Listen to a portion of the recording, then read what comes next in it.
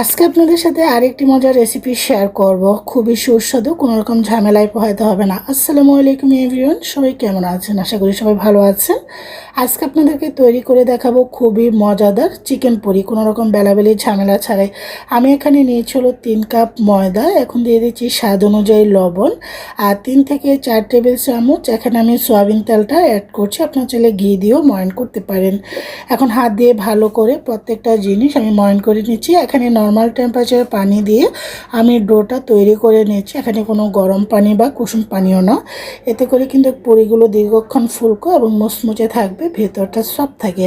এখন ভালো করে আমি দেখতে পাচ্ছেন ডোটা করে নিয়েছি। ডোটা কিন্তু আমার হয়ে গিয়েছে। এখন ভালো করে চারদিকটা গুছিয়ে আবার একটু ময়ান দিয়ে নিচ্ছি। যত ভালো হবে, ডোটা সফট হবে, তখন তাতেই কিন্তু এটা খেতে ভালো লাগে। একটা সাইড করে রেখে এখন চলে যাচ্ছে চিকেন পুরটা তৈরি করার জন্য।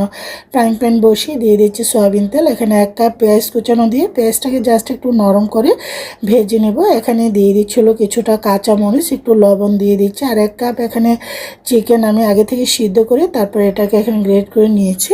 এখন এটা ভালো করে মিক্স করে নিয়েছি। আপনারা শুধু পেঁয়াজের পুর বানিয়েও কিন্তু করতে পারেন, যে বা আলু দিয়ে যে কোনো ধরনের মাংস, ডিমের পুরি, ডিম বা দিতে পারেন সবজি। এখানে 1 চামচ আদা রসুন বাটা, 1 চিমটি হলুদ দিয়ে দিচ্ছি। এখানে আমি দিয়ে দিচ্ছিল গরম মশলার গুঁড়া, আর এখানে সয়া সস দিচ্ছি 1 চামচ, 2 থেকে 3 চামচ দিয়ে দিচ্ছি হলো টমেটো কেচাপ দিয়ে এখন ভালো করে প্রত্যেকটা জিনিস মিক্স করে দিচ্ছি। আপনারা এইসব জিনিস না দিলে হবে, যদি দেন একটু টেস্টটা ভালো আসে। 1 চামচ কর্নফ্লাওয়ার দিয়ে এখন একটু নর্মাল পানি দিয়ে গুলিয়ে, এতে করে কিন্তু পুরটা খুব সুন্দর আঠালো হয়। এখন এটাকে ভালো করে মিক্স করে নেওয়া হয়ে গিয়েছে। তো আপনারা এভাবে বেশি করে পুর বানিয়ে ডিপ ফ্রিজে রেখে যখন মন চায় তখনই কিন্তু বানাতে পারেন যে কোনো ধরনের রেসিপি।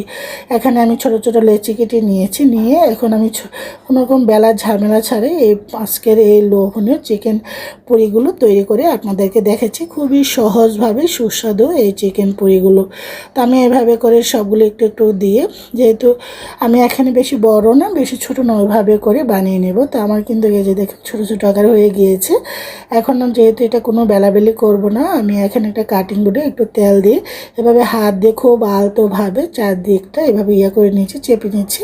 এতে করে খুব সুন্দর করে একটু তেল দিয়ে দিলে তখন কিন্তু খুব ইজিভাবে উঠে আসে। যে দেখুন আমার কিন্তু পুরি হয়ে গিয়েছে। আগে থেকে ফ্রাইং প্যানে তেল বসিয়ে রেখে এক এক করে কিন্তু আমি এখন পুরিগুলো ভাজার জন্য দিয়ে দিচ্ছি।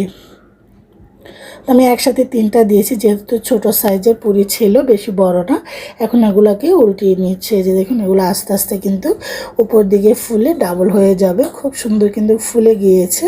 আর এই পুরিটা খেতে অনেক ভালো লাগে। আপনার চাইলে ফ্রোজেন করেও রেখে দিতে পারেন, যখন মন চাইবে তখন নামিয়ে অতিথি আপন বা বাচ্চাদের টিফিনের সকালের নাস্তায় বিকেলে চায়ের আড্ডায় খেতে পারেন।